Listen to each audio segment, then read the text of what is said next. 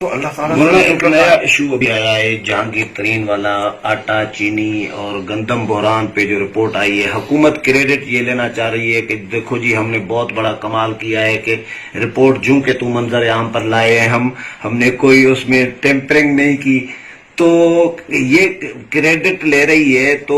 یہ کریڈٹ واقعی حکومت کو لینا چاہیے، کوئی کاروائی کی تو ان کو تو گرفتار کرنا چاہیے۔ کیا میں یہ مان لوں کہ عمران خان کو اس رپورٹ سے پہلے یہ علم نہیں تھا کہ جہانگیر ترین کیا ہے اور کیا کر رہا ہے اور خسرو بختیار کیا ہے اور کیا کر رہا ہے؟ یعنی اس رپورٹ کے اندر جن لوگوں کو مینشن کیا گیا ہے، اگر اس رپورٹ ہی کو بیچ سے نکالا جائے تو کیا حکمران اپنے کچن کیبنٹ کو اور اپنے ماحول سے اتنا اندھیرا ہے اس کے اوپر کہ اس کو صرف ایک سہارا داخلی جھگڑوں کو نمٹانے کے لیے اس قسم کی رپورٹیں منگوا کر اور پھر اس کو پریشرائز کرنا، اگر واقعی ایسی بات ہے تو پھر فارن فنڈنگ کیس کیوں روکا ہوا ہے؟ پھر بی آر ٹی کیوں روکا ہوا ہے؟ تو اس قسم کی چیزیں پھر اس سے پہلے جو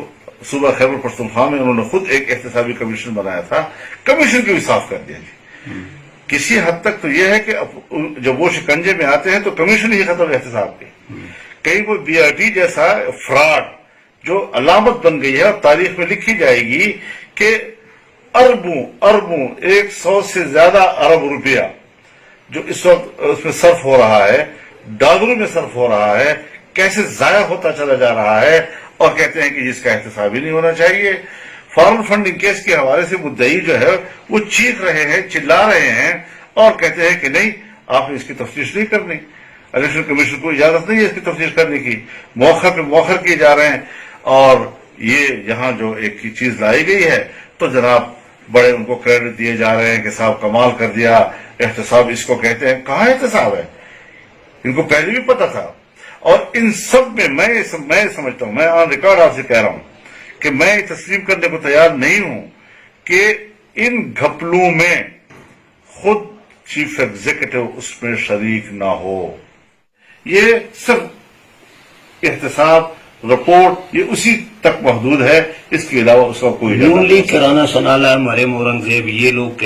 مطالبہ کر رہے ہیں کہ وزیر اعظم بھی ملوث ہیں، وزیر اعلیٰ عثمان بزدار بھی اس میں ملوث ہیں، کیونکہ 3 ارب روپے کی سبسڈی وزیر اعلیٰ کی منظوری کے بغیر نہیں جا سکتی۔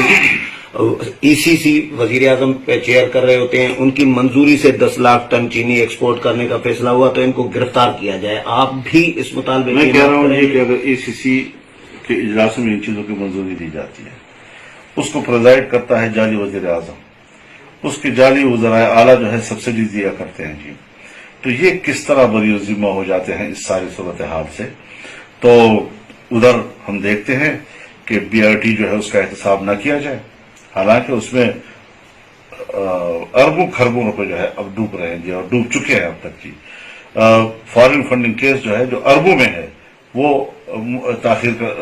شکار ہو رہا ہے۔ ادھر سے تو آپ احتساب سے خود بچنے کی کوشش کر رہے ہیں، لیکن جب پارٹی کے اندر ایک داخلی جنگ شروع ہو جاتی ہے، اس میں آپ لوگوں کو قابو کرنے کے لیے، ان کو پریشرائز کرنے کے لیے، ان کو بلیک میل کرنے کے لیے اس قسم کے پہلے آپ رپورٹ بنواتے ہیں، پھر ان رپورٹ کی بنیاد پر آپ کارروائی کرتے ہیں۔ اگر اس کو ذرا اور ڈیپلی دیکھا جائے تو خود یہی سارے لوگ، سارا کنبہ ہی اس میں ملوث نظر آتا ہے۔ تو یہ ساری چیزیں ایک کھیل ہے، اور پھر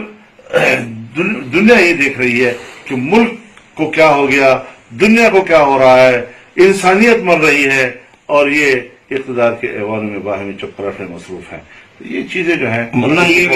اچھی نظر سے یہ آخری بات میں یہ پوچھوں گا، جہانگیر ترین اور یہ جو ظاہر بڑے انویسٹر رہے ہیں وزیر اعظم عمران خان کے، خرچہ چلانے والے رہے ہیں، تو یہ ان کا معاملہ کوئی افیکٹ کرے گا حکومت یا وزیر اعظم کے خلاف؟ کوئی ہو سکتا ہے، کوئی اثر پڑ سکتا ہے؟ دیکھیے، میں خود چونکہ اس وقت ایک پارٹی کا آپ مجھے خادم کہہ دیں،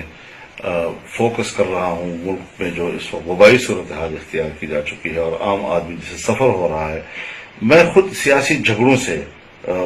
بالاتر ہونے کی طرف جا رہا ہوں۔ مجھے کوئی ضرورت نہیں ہے کہ میں کسی پارٹی یا حکومت کے اندر کے جھگڑوں کے اوپر تبصرے کروں، اس کے کیا نتائج نکلیں گے وغیرہ وغیرہ، نہ میرے پاس اتنا وقت ہے اور نہ میں اس پر اپنا وقت اب صرف کرنا چاہتا ہوں۔ تو یہ چیزیں جو ہیں پبلک کے علم میں ہونے چاہیے، کہ دنیا کیا کر رہی ہے اور ہمارے حکمران وہ کیا بانسری بجا رہے ہیں. آخری کوئی